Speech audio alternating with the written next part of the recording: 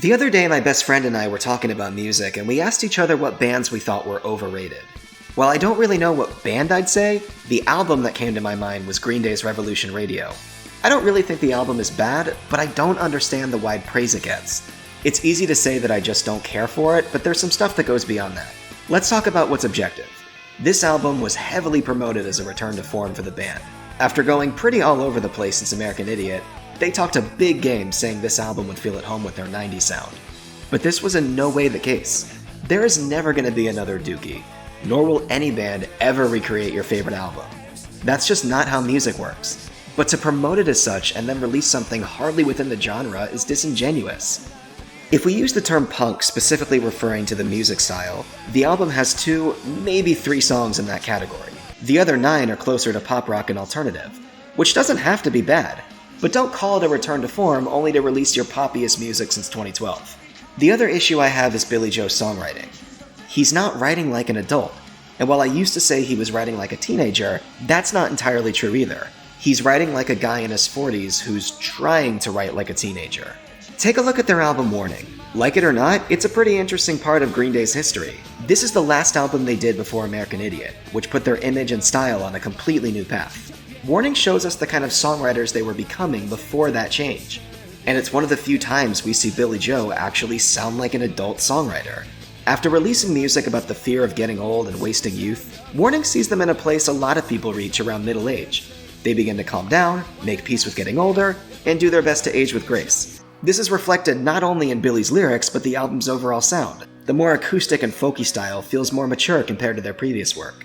Problem is, then came American Idiot, which set them on a completely different path. Not only was the sound different, but they found a new audience with 2000s youth as opposed to their crowd from the 90s. They were way more adopted into the emo scene than with punkers, and while they've been called sellouts since Dookie, this took it to a new level. But it also put them in an awkward spot where they basically became a high school band. And hey, not that there's anything wrong with that. But it kind of sucks that Green Day was the band that succumbed to this fate. Not that the band's particularly hurting from it, but it's shitty to see one of your childhood favorites basically abandon your generation.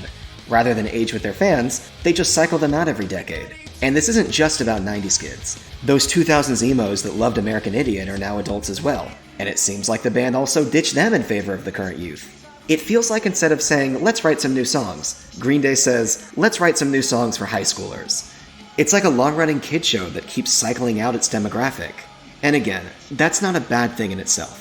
Teens deserve their music, but I just wish it didn't have to be Green Day.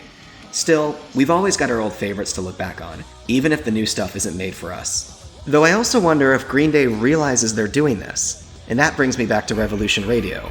It's one thing to mislead their fans, but maybe they genuinely thought they were going back to their roots, and that's also upsetting, because the album sounds more like a milquetoast 21st century breakdown. Is that what they think their roots are? Or hey, maybe it's not their fault. Albums take time and there are a lot of people involved. It could have been something that changed during production, but that doesn't explain the oddly positive reception.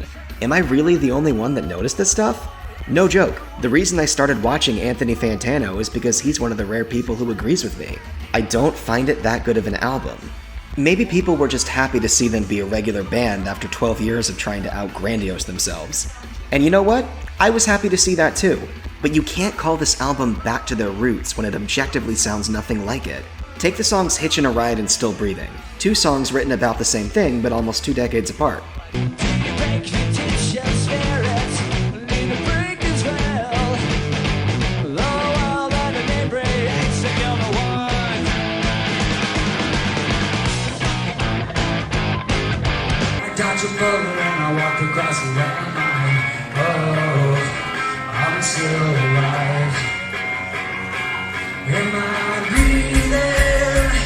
Regardless of which one you like better, there's a clear difference in influence and genre.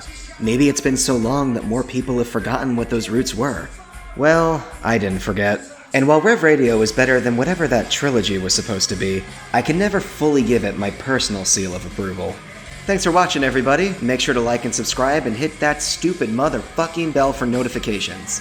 Also want to give a huge thank you to my patrons, with an extra thank you to my top tier guy, Stephen Walk, who requested his bad drawing to be lobsters bathing in coffee. Sounds like my kind of dish. Link is in the description below if you're also interested in becoming a patron.